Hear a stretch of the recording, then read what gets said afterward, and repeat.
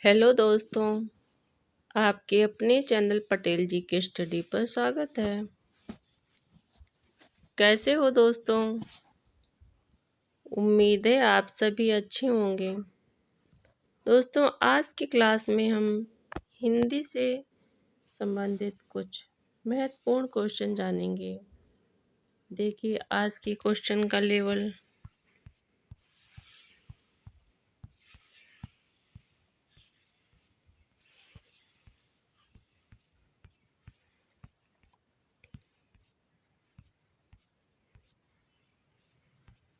आज की क्लास बहुत ही महत्वपूर्ण होने वाली है।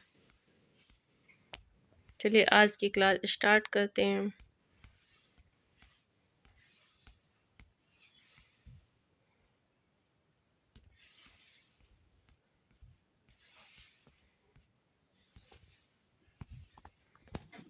पहला पॉइंट,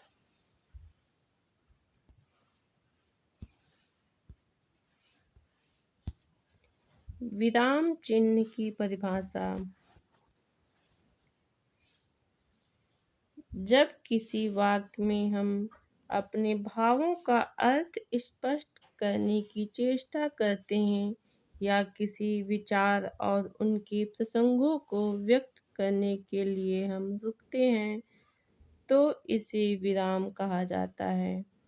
और इन विरामों को व्यक्त करने के लिए जिन चिन्हों का प्रयोग किया जाता है उन्हें ही विराम चिन्ह कहा जाता है। अगला पॉइंट,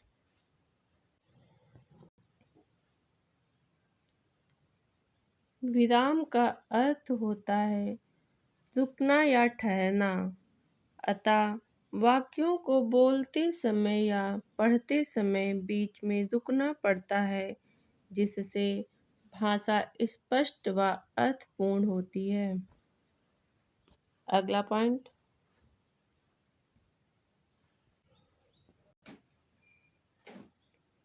यदि इन विरामों चिन्हों का सही स्थान पर प्रयोग न किया जाए तो वाक्यों का अर्थ बिल्कुल ही बदल जाएगा और वाक्यों को अशुद्ध माना जाएगा। जैसे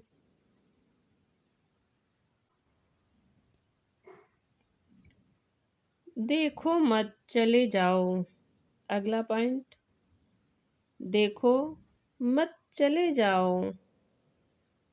अगला पॉइंट, देखो मत चले जाओ। अगला पॉइंट,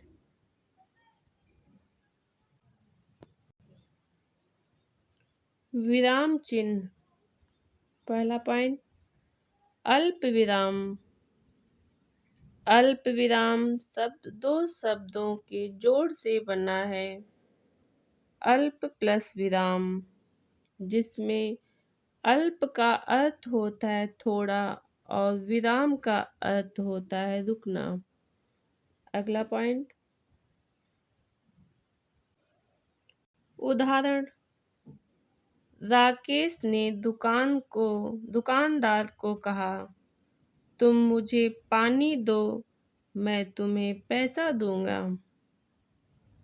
अगला पॉइंट,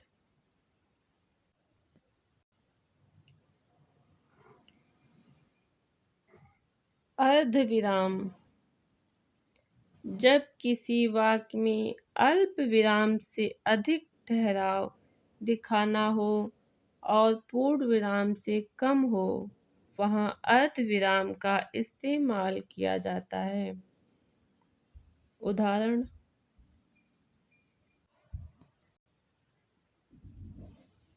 वह एक अच्छा छात्र है, ऐसा उसके अध्यापक मानते हैं।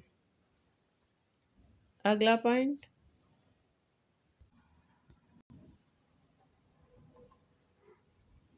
पूर्ण विराम। जब कोई वाक्य पूरा हो जाता है तो उसके बाद पूर्ण विराम चिन्ह लगाया जाता है। पूर्ण विराम का प्रयोग वाक्य में अंत में किया जाता है। उदाहरण, कल मैं स्कूल जा रहा था।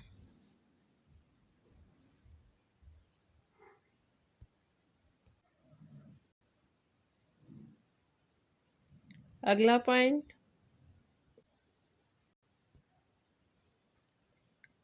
उपविराम। जब वाक्य पूरा नहीं होता बल्कि किसी अन्य वस्तु के बारे में बताया जाता है तो वहां पर उपविराम चिन्ह का को प्रयोग में लाया जाता है। उदाहरण,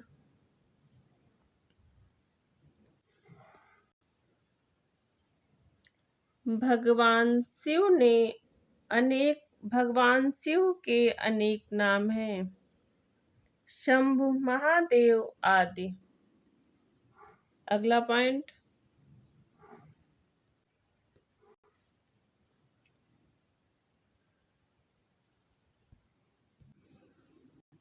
विस्मयादिबोधक चिन्ह।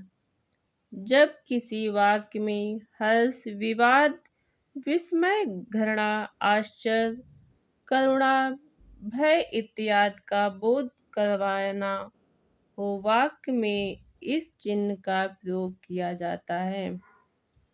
उदाहरण, ओह, वो बेचारा परीक्षा में फेल हो गया। अगला पॉइंट, प्रश्नवाचक चिन्ह। जब किसी वाक्य में किसी प्रकार का प्रश्न पूछा जाता है तो वहां पर प्रश्नवाचक चिन्ह का प्रयोग किया जाता है। उदाहरण, आप कहाँ जा रहे हो? अगला पॉइंट, कोष्ठक। जब किसी वाक्य के बीच ऐसे शब्द का प्रयोग किया जाता है जिसका एक और अर्थ है तो वहां पर कोष्ठक के मध्य उस शब्द का दूसरा अर्थ लिखा जाता है। उदाहरण,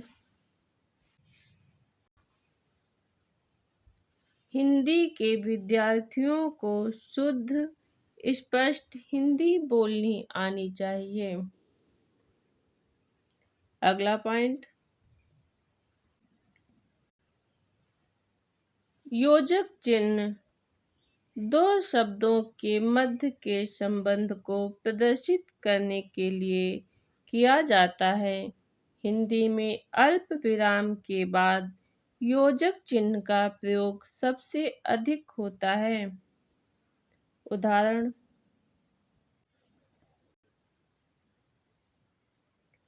उसके माता पिता उसे अपना सुख दुख का साथी मानते हैं। अगला पॉइंट, अवतरण चिन्ह या उद्धरण चिन्ह। किसी के द्वारा कही गई बात का उसी तरह से लेखन करने के लिए अवतरण चिन्ह का प्रयोग किया जाता है। उदाहरण,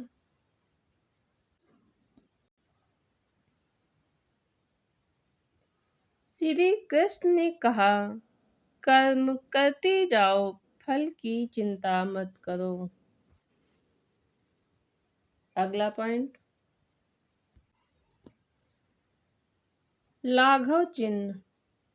जब किसी प्रसिद्ध शब्द या किसी बड़े शब्द को लिखा जाता है तो उसके आगे शून्य लगा दिया जाता है। उस शून्य को ही लाघव चिन्ह कहा जाता है। उदाहरण,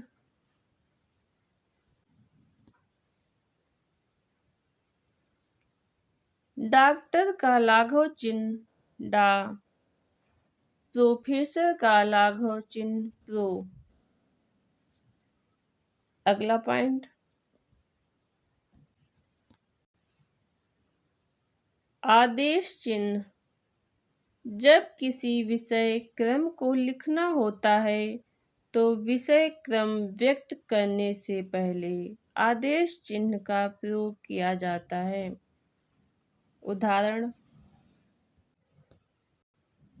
उदाहरण, लिंग के दो भेद हैं।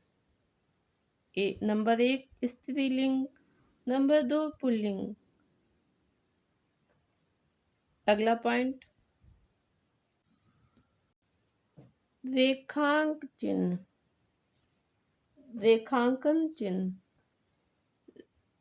रेखांकन चिन्ह का प्रयोग किसी विशेष वाक्य या शब्द को रेखांकित करने के लिए किया जाता है। जैसे कि नीचे का पूरा वाक्य ही विशेष है, इसलिए उसके नीचे रेखांकन चिन्ह लगाया गया है। उदाहरण,